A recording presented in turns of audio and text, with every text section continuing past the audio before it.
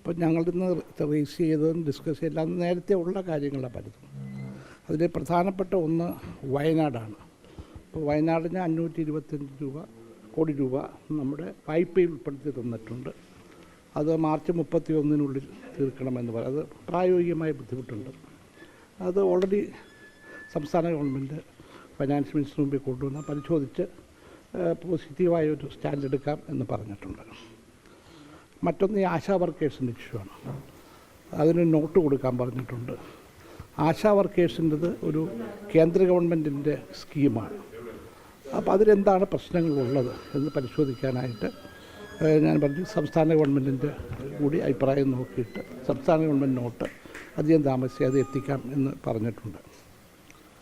പിന്നെ നമുക്കുള്ള പ്രശ്നം നമ്മുടെ GSTയുമായി ബന്ധപ്പെട്ട കാര്യങ്ങൾ പലപ്പോഴും നമ്മുടെ ഫൈനാൻസ് മിനിസ്റ്റർ ചർച്ച ചെയ്തിട്ടുണ്ട്.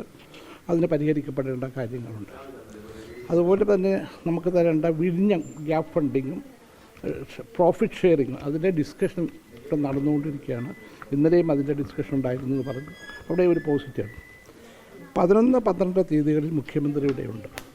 ആ സന്ദർഭത്തിൽ ഇതിലെ തീരാത്ത കാര്യങ്ങളും ഇനി ഫർദർ എടുക്കേണ്ട കാര്യങ്ങളും മുഖ്യമന്ത്രിയും ധനകാര്യമന്ത്രിയും തമ്മിൽ നേരിട്ട് സംസാരിച്ച് ആ കാര്യത്തിൽ അതവിടെ നിന്ന് പറയും. ഏതായാലും കാണാതെ സംസാരിക്കാൻ പറ്റത്തില്ലോ. അതുകൊണ്ട് 11, 12 തീയതികൾക്കുള്ളിൽ ഇവിടെ വരുമ്പോൾ CM-ഉം ധനകാര്യമന്ത്രിയും തമ്മിൽ സംസാരിക്കും. ഇപ്പോൾ പക്ഷേ പ്രധാനപ്പെട്ട വിഷയം എന്ന് പറയുന്നത് ഈ ആശാവർക്കർമാരുടെ സമരമാണ്. ഇപ്പം ഏറ്റവും കൂടുതൽ ഇപ്പോൾ ഈ 2023-24 815 കോടി രൂപ സംസ്ഥാനത്തിന് അനുവദിച്ചാണ്. 189 കോടി തന്നു. പക്ഷേ കോബ്രാൻഡിങ് മൂലം കോബ്രാൻഡിങ് നടത്താത്തത് മൂലം ബാക്കി തുക ലാപ്സായി പോയി. ആ ലാപ്സായ തുക നേടിയെടുക്കുന്നതിന് വേണ്ടിയുള്ള എന്തെങ്കിലും നീക്കം അത് നോട്ട് കിട്ടിക്കഴിഞ്ഞാൽ ആ നോട്ട് കൊടുക്കും. ആ നോട്ട് അവർ പരിശോധിക്കാമെന്നാണ് പറഞ്ഞത്. കാരണം ഇത് കേന്ദ്ര ഗവൺമെൻറ് എടുക്കേണ്ട തീരുമാനങ്ങളാണ് ഇതിലെല്ലാം തന്നെ. അപ്പോൾ എൻ്റെ കയ്യിൽ നോട്ടില്ല ഇപ്പോൾ. കാരണം ഇപ്പോഴുള്ളവർ നോട്ട് കൊടുക്കണം എന്ന് പറഞ്ഞത്.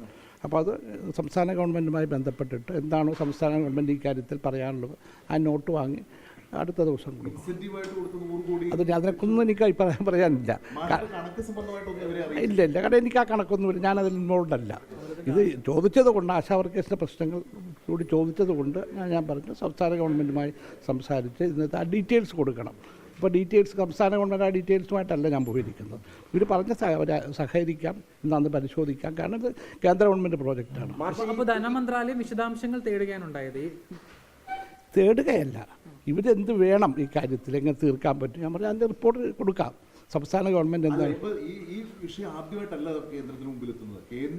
ഇതിൽ ഇന്ന് കേരള സർക്കാർ പലകുറിയും ഈ പറഞ്ഞ രീതിയിൽ കോബ്രാൻഡിങ് മൂലം ലാപ്സായ തുകയെ സംബന്ധിച്ചുള്ള അവ്യക്തത നിലനിൽക്കുന്നു. ഇൻസെന്റീവ് സംബന്ധിച്ചുള്ള തുക 100 കോടി രൂപ കിട്ടാനുണ്ട് എന്ന് ആരോഗ്യമന്ത്രി ആവർത്തിച്ച് പറയുന്നു. കേന്ദ്രം ഇതിനോടകം തന്നെ കണക്കുകൾ പുറത്ത് വ്യക്തമാക്കി. ഇന്നത്തെ ഇതിൻ്റെ ചർച്ച ഇത് മാത്രമായിട്ടല്ല, മറ്റൊത്തിരി ഇഷ്യൂസ് വെച്ചുകൊണ്ടാണ്.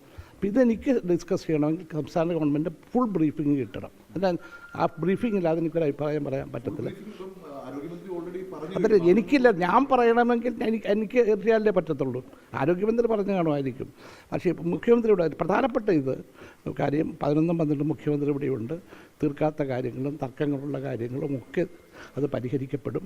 പ്രധാനമന്ത്രിയുടെയും ഇൻസ്ട്രക്ഷൻ ആ കാര്യത്തിലുണ്ട്. ഈ കാര്യത്തിൽ പരിഹാരം ഉണ്ടാകുന്ന എല്ലാ കേരളവുമായി ബന്ധപ്പെട്ട കാര്യം ഇപ്പോൾ നമ്മുടെ ഹൈ സ്പീഡ് റെയിൽവേ സിസ്റ്റം ആ കാര്യത്തിൽ താല്പര്യം എടുത്തിട്ടുണ്ട്. അതിനും പരിഹാരം ഉണ്ടാക്കാം. ഇതുമായി ബന്ധപ്പെട്ട ഒരു പൊതുവായ ചർച്ച നടന്നിട്ടുണ്ട്. ബാക്കി ഡീറ്റെയിൽസ് എല്ലാം എവിടെയെങ്കിലും പരിഹരിക്കണമെങ്കിൽ അതെനിക്കറിയത്തില്ല. ഞാൻ നോട്ട് കൊടുക്കാമെന്ന് പറഞ്ഞിട്ടുണ്ട്.